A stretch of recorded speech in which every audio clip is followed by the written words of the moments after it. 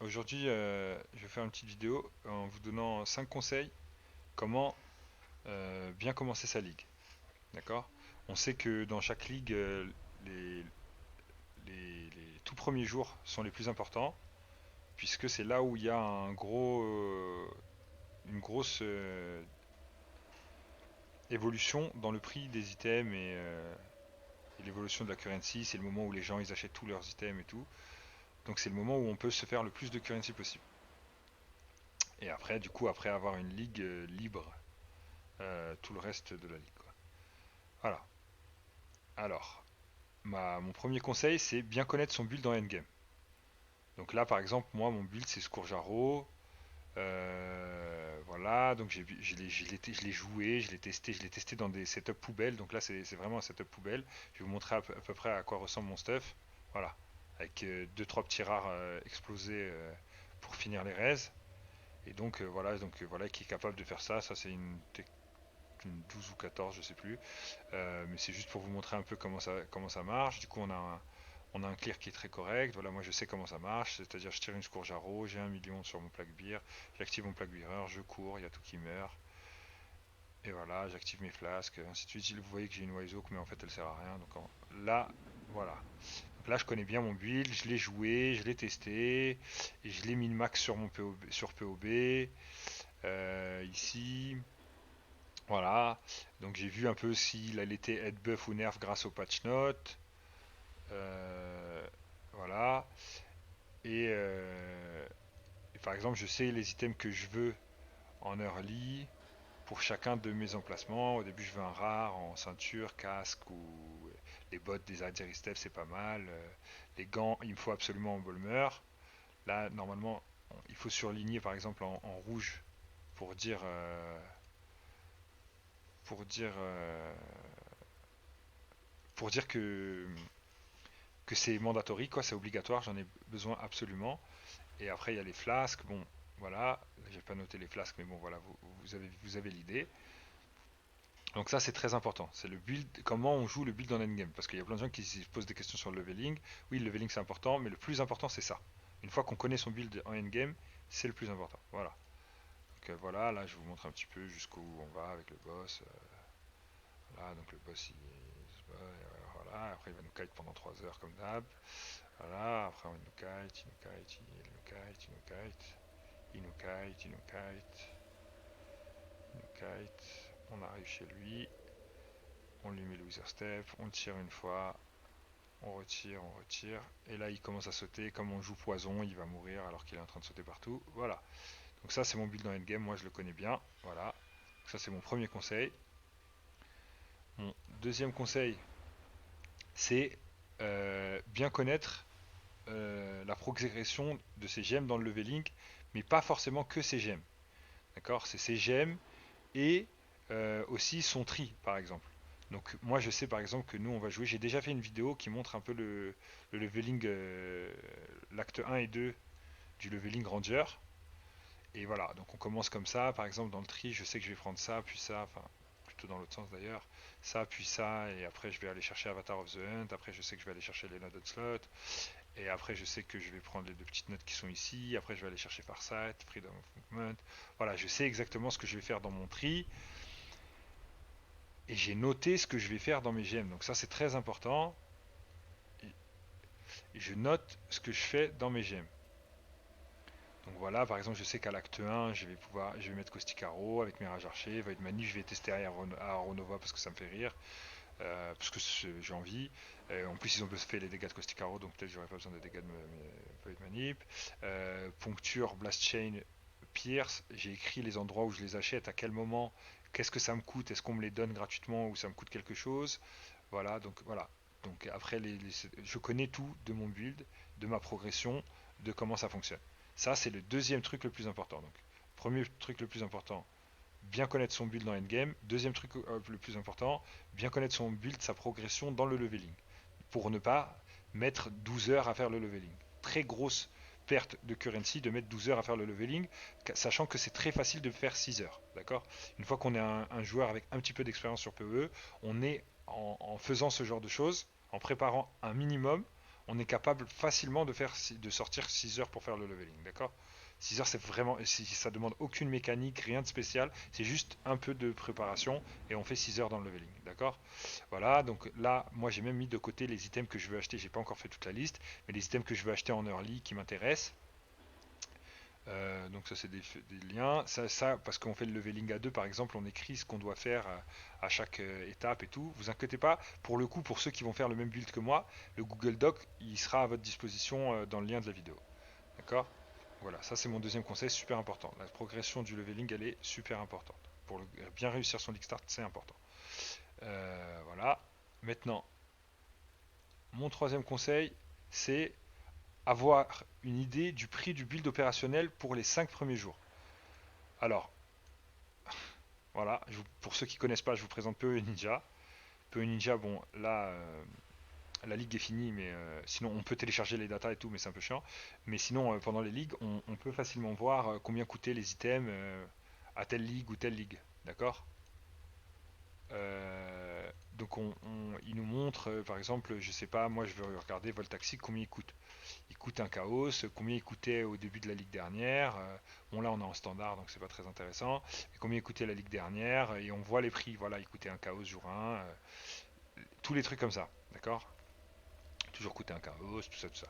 Donc là moi je connais à peu près le build. Genre, même il faut essayer de prendre en compte le fait par exemple que là c'est une ligue beau et du coup que les prix vont être un peu majorés puisque voilà, même si Voltaxi c'est un truc un peu bizarre et un peu niche, il se peut qu'il coûte un peu plus cher, mais il coûtera quoi 3 4 fois plus cher. Et de toute façon, j'ai des autres façons de le faire, c'est-à-dire avec les cartes et tout. Et j'ai des alternatives si jamais Voltaxi n'est pas disponible. C'est-à-dire si vraiment il coûte trop cher, ce qui m'étonnerait beaucoup, mais on sait jamais. Voilà. Donc voilà, donc je sais que mon build, par exemple, quand il sera, une fois qu'il sera min-max, donc c'est pas juste ça, c'était même avec le min-max, il me coûtera par exemple maximum 120 chaos. Je sais que ce setup là, il coûte une trentaine de chaos, d'accord? Au grand maximum, ce setup-là. Donc j'ai que un 4 link, nanani, j'ai besoin de rien. Donc avec que un 4 link, j'ai déjà des millions de DPS et ça me suffit largement pour avancer dans les maps, puisqu'on n'arrive pas à faire shaper dès le début, ni les conquérants endgame, ni rien du tout. Peut-être qu'il y aura des conquérants low game, genre low tier, et s'il y a des conquérants low tier, bah, c'est sûr qu'ils n'auront pas les PV de Uber Elder. Donc vous inquiétez pas là-dessus. Et après, par contre, il faudra essayer de le min-max un petit peu, juste pour qu'il soit vraiment pour que vous soyez confortable pour le reste du temps. De toute façon, c'est le prochain conseil. Mon prochain conseil, donc ça c'est super important de connaître bien le prix de ces items, de spéculer un petit peu sur le prix de ces free items. Mon quatrième tips, c'est ne plus dépenser de currency pour son starter lorsqu'il est opérationnel dans les 5 premiers jours et chercher à stocker des items à flipper. Ça c'est super important, c'est-à-dire là comme je vous ai dit, ça c'est le setup de base, ça c'est mandatory, c'est-à-dire c'est obligatoire que je veux pour mon build. Et après j'ai un setup de min-max. Par exemple, je veux Reduce Mana Cost of Skill sur mes rings. Je veux, idéalement, hein, je veux des Aziri Step. Je veux, voilà, il y a plein de petits trucs que je veux. Voilà, à droite, à gauche. Pourquoi pas un Gul? Pourquoi pas un Sea-Link? Voilà, tu vois, ça peut être ça la limite, avoir un Sea-Link.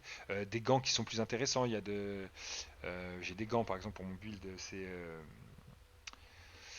J'ai oublié le nom. J'ai oublié le nom. 2 petites secondes. Ils sont sur. Voilà, ils sont là. Voilà, vous voyez, je les ai marqués pour vous dire. Donc c'est Phenomous Toxin. Par exemple, dans mon casque, j'aimerais bien avoir. C'est Phenomous Weave, excusez-moi. Phenomous Toxin, justement, c'est le casque. J'aimerais pourquoi pas. Voilà. Et avoir une idée après du build min-max. Mais bon, ça c'est pour après les 5 premiers jours. Donc voilà. Ça c'est super important. Voilà, de savoir combien en min-max ça me coûte.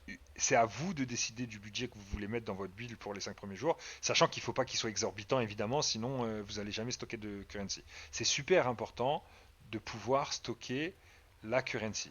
D'accord? Donc c'est vraiment super important.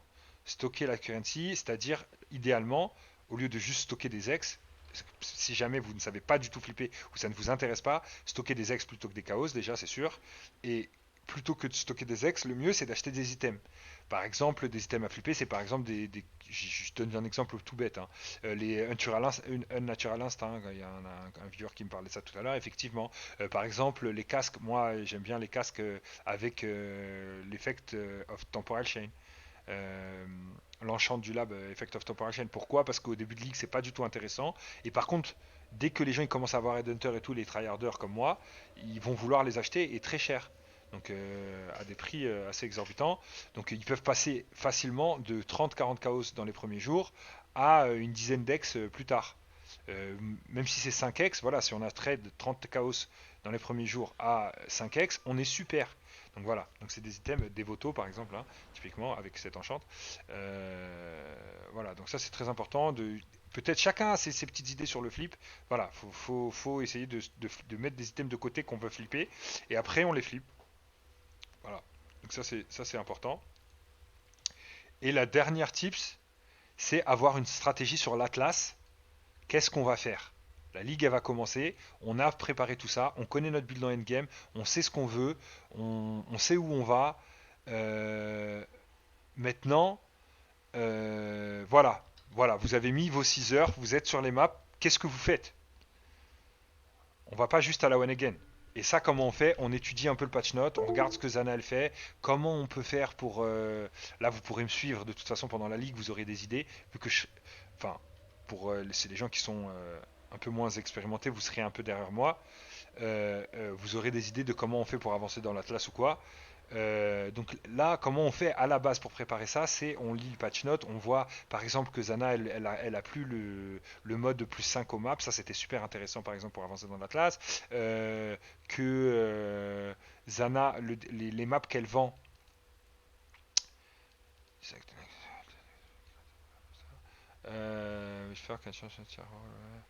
les maps qu'elle vend, donc les maps qu'elle vend d'or, ils vont nous le dire là. Zana's level determine which device crafting option you have available as well as the map can stock. Voilà. Donc les maps qu'elle vous vend, parce que c'est important d'acheter les maps à Zana par exemple pour avancer dans l'Atlas. Les maps qu'elle vous vend va dépendre de son level, donc c'est super important de la faire level up, ok. Donc de faire ses quêtes Zana, de faire des rotations, de faire plein de choses. Puisque je ne sais pas toutes les façons de faire level up Zana maintenant, vu qu'il n'y a plus la quête la timeline, peu importe qu'il y ait une autre timeline. En tout cas, il faut savoir ce qu'on veut faire. D'accord? Et si jamais, genre, votre projet, c'est par exemple de farmer le lab, pas de problème. Mais juste que vous ayez bien une idée de comment on fait pour farmer le lab, qu'est-ce que je vais faire dans le lab, pourquoi je farme le lab, quel build utiliser. Bref, il faut que tout coïncide dans vos trucs. Que quand votre ligue, elle est, voilà, j'ai fait mes six trucs, je vais mapper. Moi, je vais farmer le lab. Ce que je vais faire, c'est que c'est pas nul, hein, farmer le lab dans les 5 premiers jours. Moi, je trouve ça dégueulasse parce que j'aime pas du tout les trappes et tout, j'aime pas du tout le lab. Mais, euh, mais par exemple, on se dit, bam, moi, je vais farmer le lab, donc moi, je vais faire les maps, activer Trade 820 et Global 820 pour voir les mecs qui vendent des trials. J'achète mes trials, je fais mon Uber Lab et après, je spam le lab. Et je carry peut-être un peu. Bon, ça doit plus exister les carrés de Uber Lab quand même. Mais voilà, je fais mon Uber Lab, je spam mon Uber Lab, 4 clés en 5-6 minutes avec mon build parce que je connais bien et voilà. Et je suis sur PoE Lab. Bref, voilà, chacun ses stratégies, peu importe, c'est que l'important, c'est que vous en ayez une. L'important, c'est vraiment d'avoir une stratégie pour être sûr que vous allez être efficient à partir du moment où vous avez fini votre leveling et que vous allez commencer à jouer la ligue. Voilà. Et une fois que vous avez fait tout ça, que vous avez vos items de côté et tout ça, au bout de 5-6 jours de ligue, vous avez vos 30, 40, 50, 100, 200 X pour les meilleurs, peu importe, qui va vous permettre de faire un build que vous allez vraiment apprécier et avec lequel vous allez pouvoir vraiment bien farmer. Et si vous n'avez pas trop d'idées sur les meilleures techniques de farm, tout ça, bah, je serai là pendant la ligue. Vous avez juste à regarder et vous verrez. Je ferai des autres vidéos. Je vous montrerai comment on fait pour farmer, comment on fait pour faire 100 x par jour quand ça y est, on a un build qui est incroyable. Comment on fait pour faire 100 x par jour, comment on fait pour faire ci ou ça. Je vous montrerai tout ça. Pas de problème. Vous inquiétez pas. Continuez à me follow et ça ne peut que s'améliorer. Voilà. Merci à vous. À la prochaine.